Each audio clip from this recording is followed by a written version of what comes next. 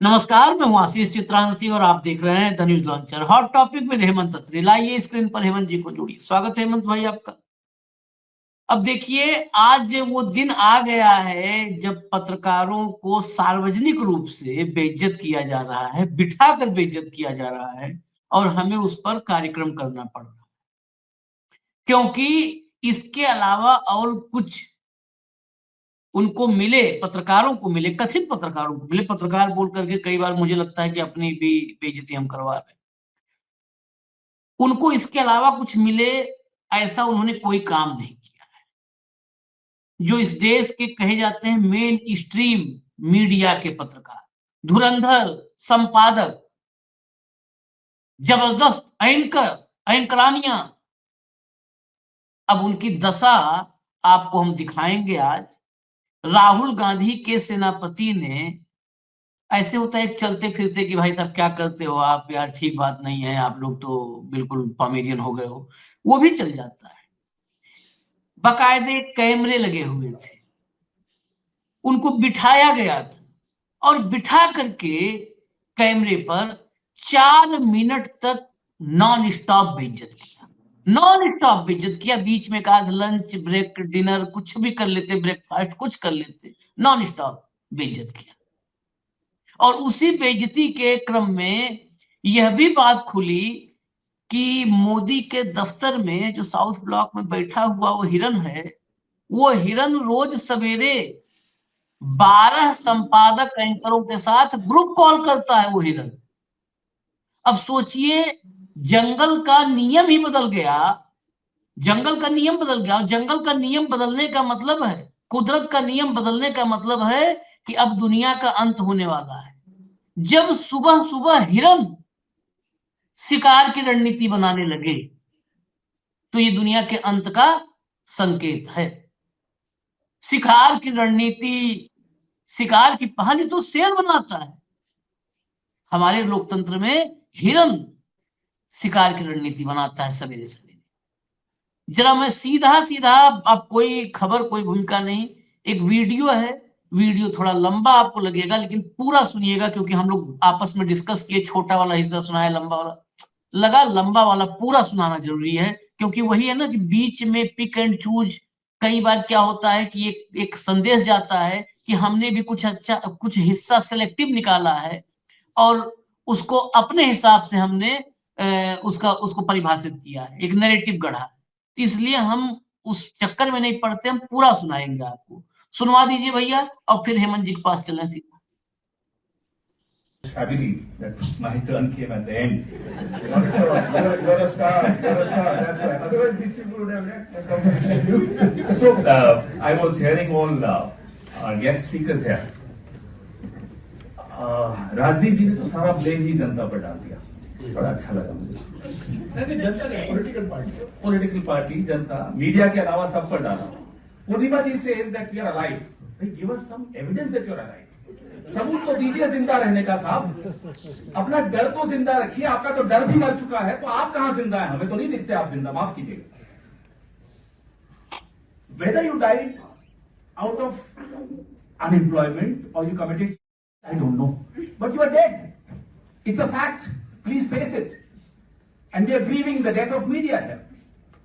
And the opposition, I'm sorry, has been widowed. हम तो वैधव्य झेल रहे हैं। आप बैठी हैं तो हिंदी भी थोड़ा बोल दूं। बिना मीडिया के ऑपोजिशन की हालत जो होती है वो अब हो रही है, आपको दिख रहा। चलिए भूल जाइए ऑपोजिशन, फॉरगेट अस।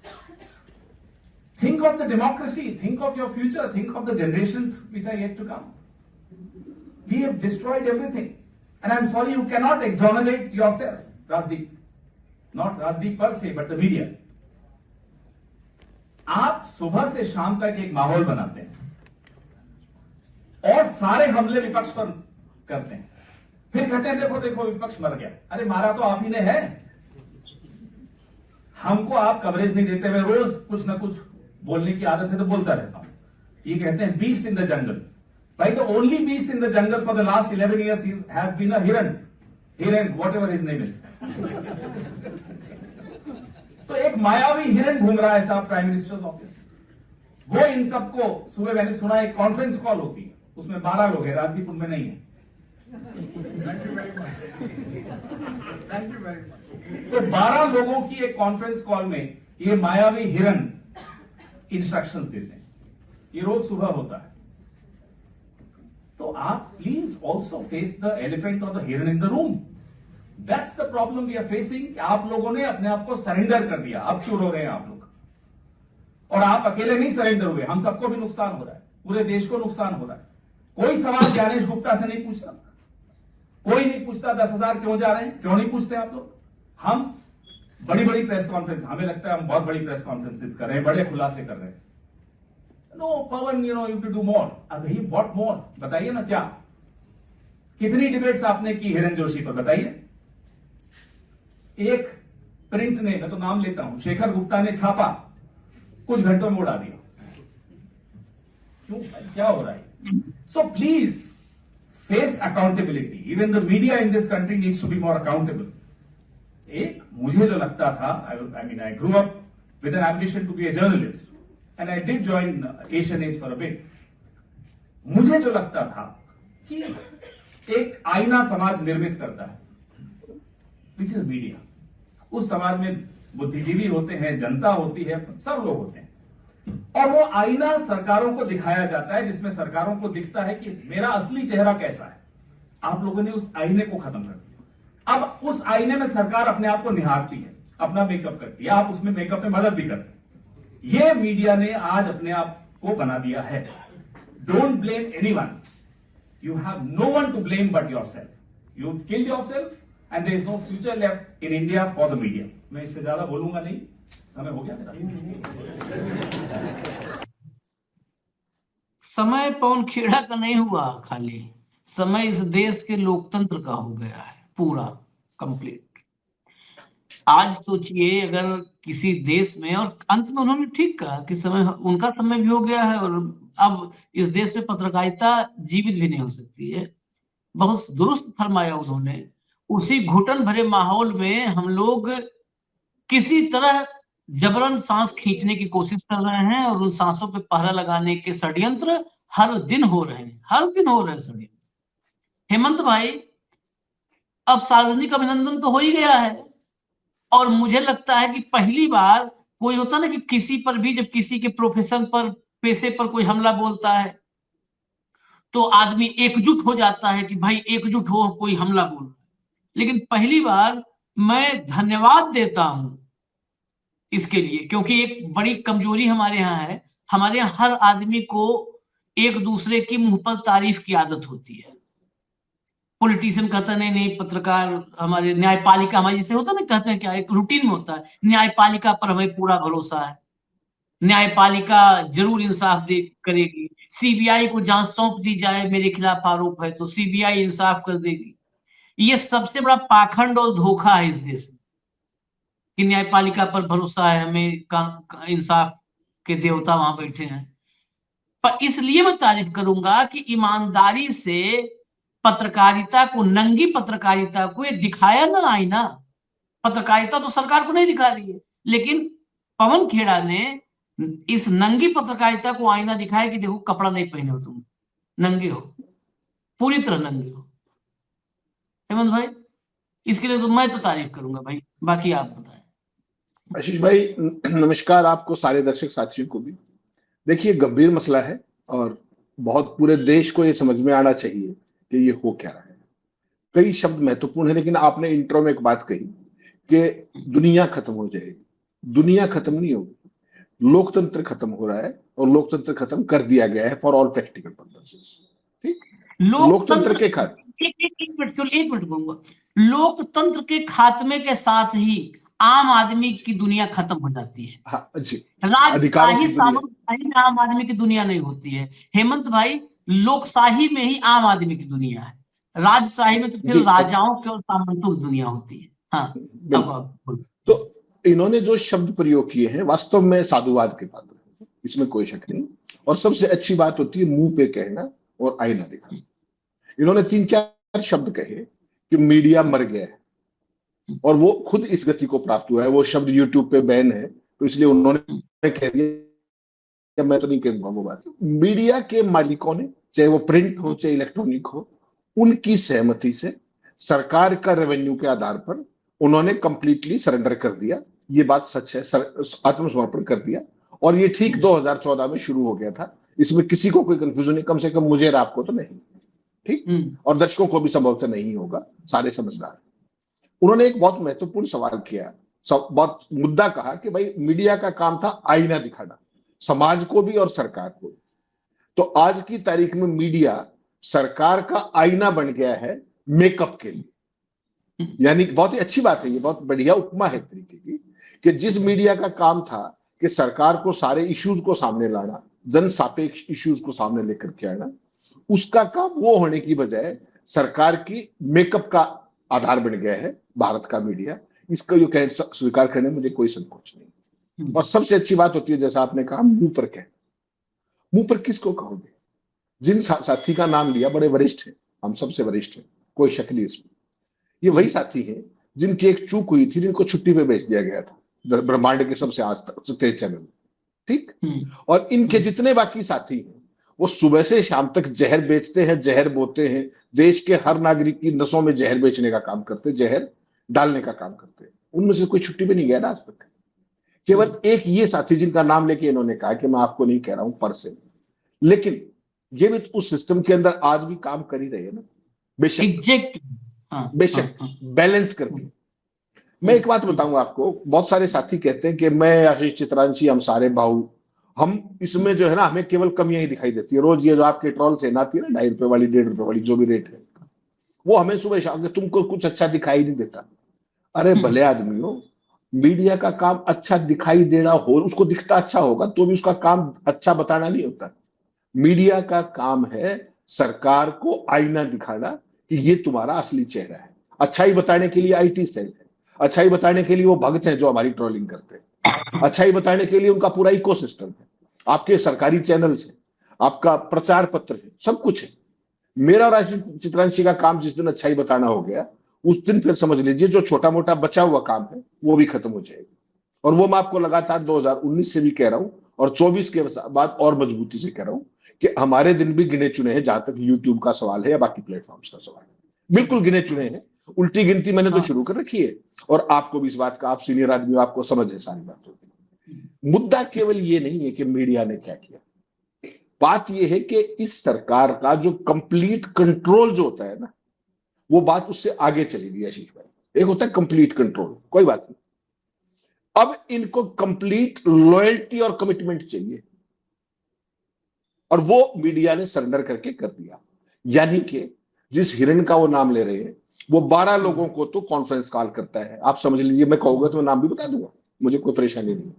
वो जो आपके टॉप मोस्ट 12 पोमेरियन चैनल्स हैं, उनके जो सो कॉल्ड एंकर्स और जो प्रबंध संपादक उन्होंने लगवा रखे हैं, वो सारे उसके अंदर, ठीक। तो आप भी समझ गए, अंबानी के चैनल है, अडानी के चैनल है, इनपुट एडिटर भी वही लगवाते हैं, सारे प्रचार पत्रों के अंदर भी संपादक उन्हीं के हैं। कोई कंफ्यूजन मत रखिए, किसी भी तरीके की कंफ्यूजन मत रखिए। तो जो सुबह कॉन्फ्रेंस कॉल होती है, उसमें यह बताया जाता है कि आज फला फला फला की इज्जत उतारनी है, नंबर 1, फला फला फला खबरें आज टच नहीं करनी है। जैसे परसों 2 दिन पहले आपने देखा रुपया गिरना, उस दिन तो हिरेन आए ही थे वापस, उससे पहले दिन हिरेन नहीं थे उस दिन। उस दिन भी ये बताया गया कि ये 90 रुपए से नीचे जाने वाला जो मामला है, $1, बोला उसको टच नहीं करता है, ध्यान होगा आपको। बाकायदा मैसेज गया, किसी और सिस्टम से गया। तो ये जो मीटिंग एज पॉलिटिकल एडिटर किसी अखबार का या एग्जीक्यूटिव एडिटर किसी अखबार का जो मैं लिया करता, आज वो मीटिंग हिरेन ले रहा है कहीं और बैठ करके, ठीक। इसलिए मैंने, आपने देखा होगा कल के शो में आपको क्या कहा था कि भाई इस देश में एक ही संपादक है, याद होगा आपको, मैंने कहा था एक संपादक है, बाकी सारे चंपादक हैं, कि उसने जो कुछ कहा संपादक ने, उन्होंने उसको चिपका दिया, ठीक। चैनल हो तो वहां चला दिया, अखबार हो तो वहां चिपका दिया।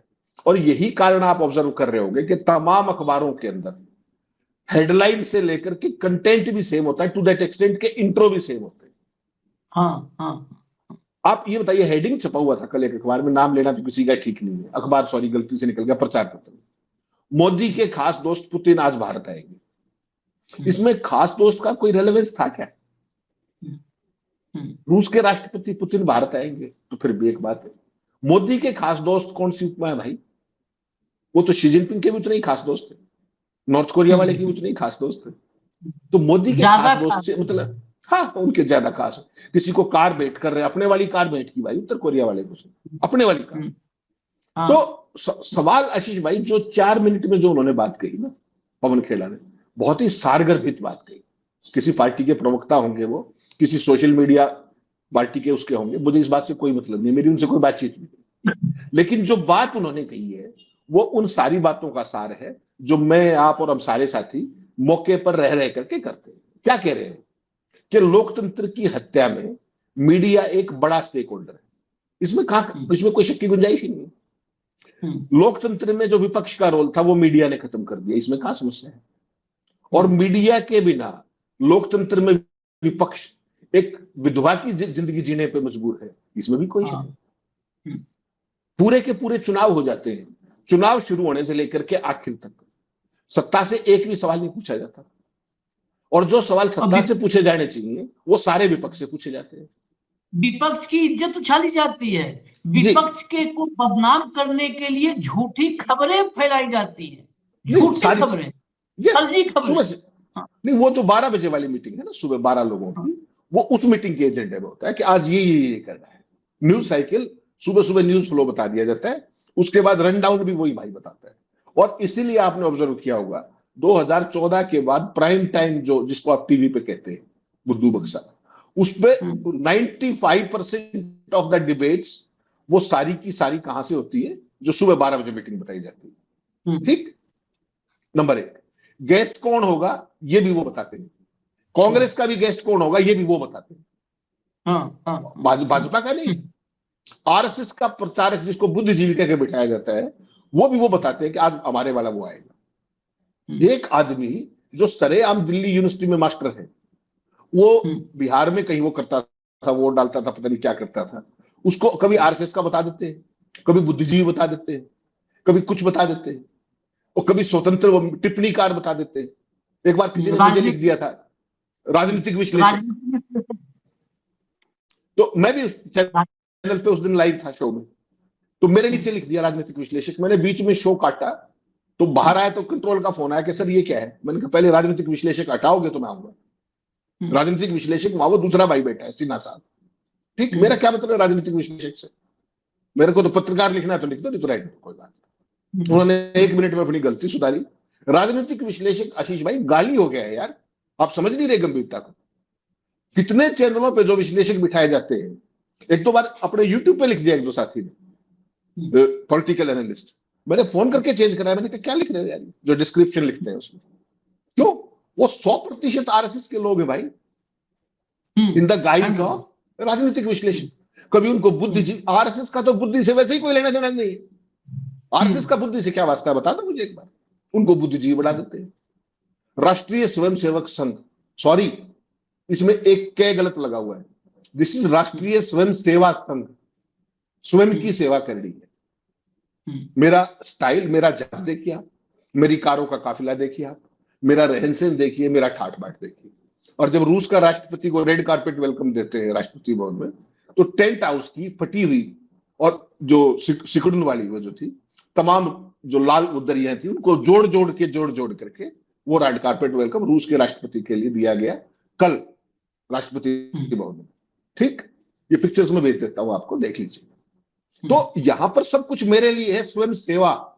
जो ये कह रहे ना लाल किले पे खड़े होकर के क्या कह रहे थे कि दुनिया की सबसे बड़ी एनजीओ, महोदय बहुत अच्छा कि आपने दुनिया की नहीं ब्रह्मांड की भी कही है, कोई समस्या नहीं। मेरा आशीष भाई दूसरा है कि कोई मीडिया वाला भाई, ये पत्रकार जितने भी घूम रहे हैं, कोई ये पूछ रहा है कि जी आरएसएस का आपने नाम लिया लाल किले पे, बड़ा अच्छी बात है सर, उसका एक रजिस्ट्रेशन नंबर बता दीजिए, उसका कोई बैंक अकाउंट नंबर बता दीजिए, उनका इनकम का सोर्स बता दीजिए। जो अमेरिका की सीनेट में रिपोर्ट आई है कि आरएसएस ने लॉबिंग के जरिए करोड़ों रुपए दिए अपनी छवि अमेरिका में सुधारने के लिए। आरएसएस को अमेरिका में क्या वोट मांगे नहीं क्या? क्यों छवि सुधारनी थी उसको, और उसको करोड़ों रुपए आए कहां से? ये आशीष भाई ये सवाल थे मीडिया के। प्रधानमंत्री जी ने जिस दिन ये बात कही लाल किले पे, उस दिन क्या सारे अखबारों में संपादकीय नहीं होना चाहिए था कि आरएसएस को अपने फंड सार्वजनिक करने चाहिए, अपने सदस्यों की सूची सार्वजनिक करनी चाहिए, अकाउंट नंबर सार्वजनिक करने चाहिए? करने चाहिए नहीं करने चाहिए? अपना रजिस्ट्रेशन नंबर सार्वजनिक करना चाहिए? किसी ने पूछा? आरएसएस पे विशेष लेख लिखवा दिए गए। पहले मोदी जी की चमचागिरी शुरू हुई, फिर सरकार की चमचागिरी शुरू हुई, फिर विपक्ष से सवाल पूछने शुरू किए गए, अब आरएसएस का प्रचार शुरू किया गया। किसी भी स्टेट के अंदर चुनाव में देखिए, 5 दिन पहले एक नैरेटिव जोड़ा जाएगा। जब वोट चोरी का खेल शुरू होना है ना, उससे पहले आरएसएस के हजारों स्वयंसेवक बिहार में उतार दिए गए। वो 1 किसी को लाख नहीं दिखते। बैठके करेगा आरएसएस, 1 लाख 1 लाख बैठके, हाँ 1 लाख हरियाणा में, बैठके। आज हरियाणा में देखिएगा कर दी भाई, भाई 1 साहब। लाख, हाँ हरियाणा में 1 लाख बैठक करी थी कि नहीं? आप तो उस टाइम हरियाणा में ही घूम रहे थे हाँ। कि हरियाणा और में कहीं 1 भी लाख नहीं। ढूंढ के हम दिखाओ मुझे। भैया, आप तो मान लो आप हरियाणा में रहते हो, आप हो सकता है भाई कुछ ऐसा आपका उनसे खेत उत का कहीं मेड़ उड़ का झगड़ा हो हरियाणा में। मैं तो कोई लेना देना नहीं था वहां, मैं 20 दिन रहा। मैं तो गांव गांव में गया, कौन से कैप्टन अभिमन्यु के गांव से लेकर के और मतलब तमाम बड़े नेताओं के गांव गांव में गया। मुझे कहीं 1 लाख बैठक करने वाले कहाँ कर रहे थे? एलियन है ये संघी कि नहीं नजर आएंगे मुझे? नहीं, एलियन है सवाल क्या है? आशीष भाई वापस आइए। वापस सवाल था मीडिया का। हाँ। मीडिया ने क्या किया कि मोदी से शुरू होकर के सरकार, मोदी की चाटुकारिता से शुरू हुआ खेल आज मोहन भागवत के चेलों पे जाके टिक गए कि उनकी ब्रांडिंग कर रहे, उनको स्टेब्लिश कर रहे बतौर बुद्धिजीवी, बतौर राजनीतिक विश्लेषक। तो इस देश के अंदर एनालिसिस बचेगा कहां? जो कौन कौन प्रवक्ता आएंगे बीजेपी के, इसको तो तय करे हिरेन भाई, ठीक, कोई दिक्कत नहीं इसमें। मुझे आपको क्या समस्या भाई, उनका काम। आईटी सेल से कौन आए वो भी उनका, आरएसएस से कौन आए वो भी उनका। अब कांग्रेस से भी कौन आएगा वो भी वही तय करते हैं, और कौन पत्रकार नहीं आएगा ये भी वही तय करते हैं। हाँ।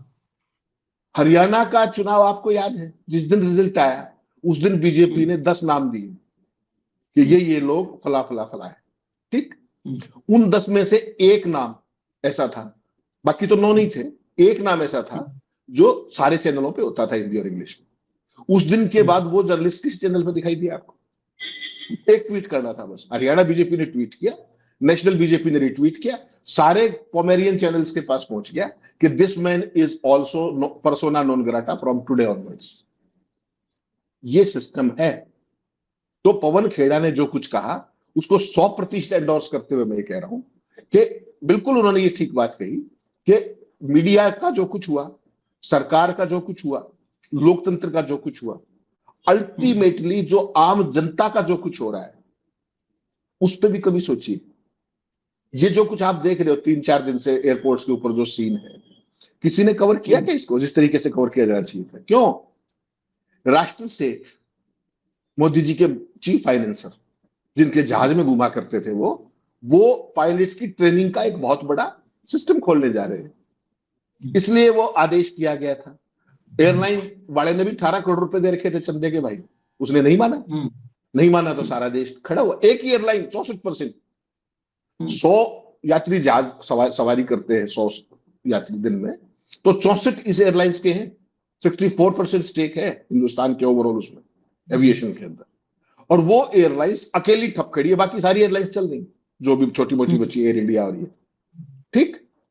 कहां है मीडिया आपका? किस काम के लिए है? राष्ट्रीय सेठ का रास्ता तय करने के लिए कि आ जाओ सर जल्दी आओ, आपको देर हो रही है। आप सोचिए, ये सारे सवाल हैं। पुतिन भारत में आए थे, एयरपोर्ट्स का क्या हाल था? पुतिन जब कल बोल रहे थे उस समय उनको खांसी उठी, केजरीवाल को जैसे खांसी उठी थी वैसे खांसी उठी उनको। किसी ने पूछा प्रदूषण क्या हो गया? कोई सवाल पूछा गया? किसी भी मुद्दे पे कोई सवाल पूछा जाता है? दिल्ली के अंदर प्रदूषण का क्या हाल है? आम आदमी पार्टी की सरकार थी तो आत्मघाती था, अब मुझे लगता है लाभदायक है शायद जो अप्रदूषण। तो ये मीडिया अपनी रेलेवेंस खुद खत्म कर रहा है, खुद को रवांडा मीडिया एस्टेब्लिश कर रहा है। सरकार के इशारों पे नाचते रहो, तुम्हारी रेलेवेंस खत्म हो जाएगी, और हो चुकी है, इसमें कोई शक मत मानिए। केवल और केवल कुपड़ लोग जो बचे हैं वही टीवी चैनल और प्रचार पत्र ले रहे। आप सोचिए, मैं रात को सुबह से शाम तक पढ़ते हैं, हमें तो कोई काम ही नहीं। अपने घर में कब से अखबार नहीं आया, और मेरे टीवी की सब्सक्रिप्शन कब से नहीं। न्यूज चैनल, मुझे टीवी न्यूज चैनल देखे हुए दिन भर खबर परोसते हैं, दिन भर जी, लेकिन जी। कम से कम 5-6 साल हो गया होगा कोई न्यूज चैनल देखे हुए, और अखबार को पढ़ना बंद कर दिया परमानेंट। बताइए, तो कौन पढ़ रहे हैं फिर? और जिस हमारा तो काम है ये, मेरा मैंने आपने तो संपादन किया है भाई, हाँ और हाँ, पूरी जिंदगी लगा के छह इस काम अखबार, में। 8 अखबार भाई, 8 हाँ अखबार एक समय पढ़ते थे, 8 अखबार। हाँ जी। हिंदू जरा देख लें, इंडियन एक्सप्रेस देख लें, टीओआई देख लें, हिंदी में लाओ जरा भास्कर लाओ देख लें, नवभारत देख लें, 8 अखबार आदमी देखता था। तो ये जो नहीं, कल पवन खेड़ा ने किया है ना, ये एक आई ओपनर है, लेकिन किसकी आंख खोलोगे?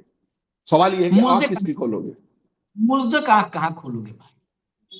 हैं? मुर्दे का आंख कहाँ खोलोगे? ये अब कंप्लीट मोनोपोली जैसे एविएशन में है ना।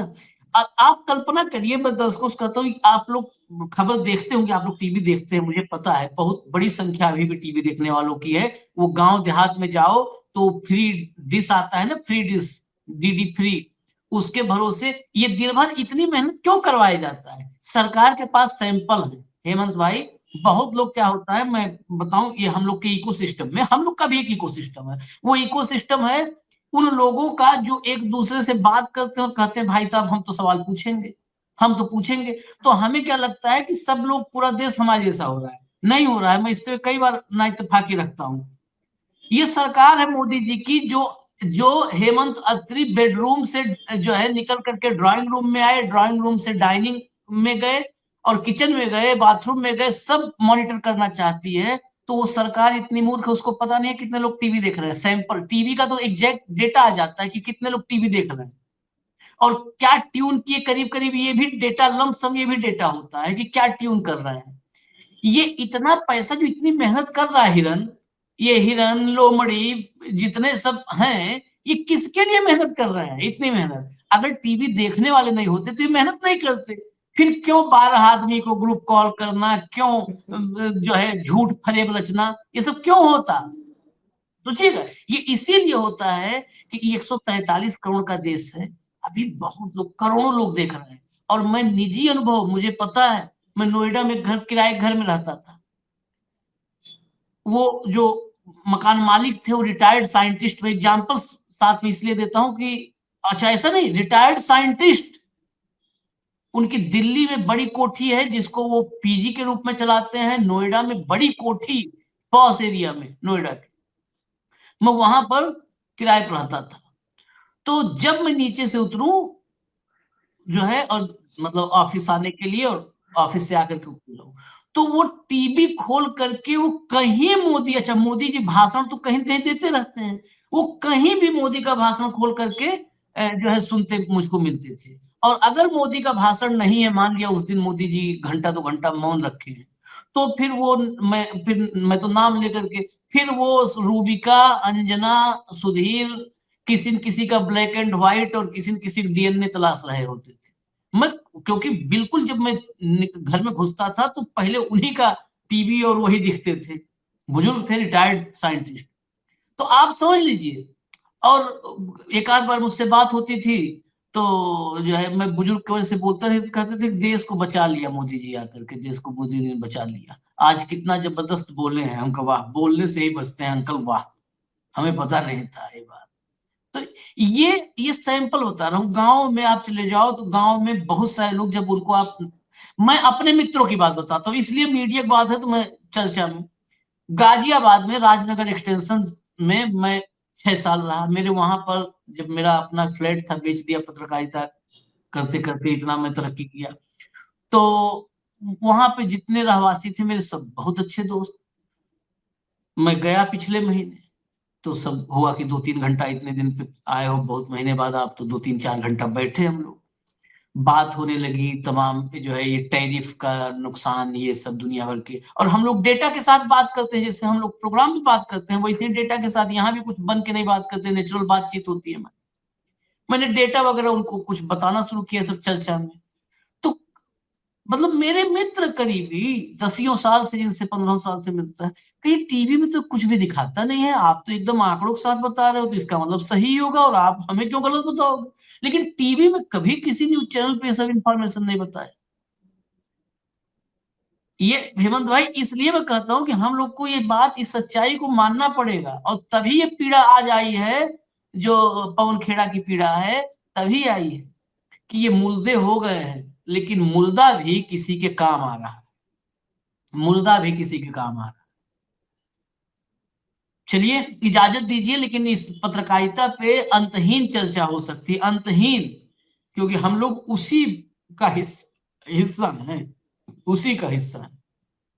मुर्दे के मुंह पर हम लोग मुंह रख करके फूंक रहे हैं कि हो सकता है भी कहीं जान हो तो एक बार वो भी उछल जाए। हम लोग कई बार इस मुर्दा पत्रकारिता पर कई बार लात रख करके जंप भी करते हैं कि हो सकता है कई बार एक जो थेरेपी दी जाती है उसमें होता है भाई लात हाथ बहुत जोर जोर से मारते हैं तो कहीं एक आध बार धड़कन वापस आ जाए, लेकिन नहीं आ रही है, क्या करें। तो इजाजत दीजिए हम लोगों को, हमारी धड़कनें भी हैं, जुबान भी चल रही है और सवाल भी बहुत हैं, अनगिनत सवाल, तो हम लोग लाएंगे। धन्यवाद हेमंत भाई, बहुत बहुत धन्यवाद। नमस्कार।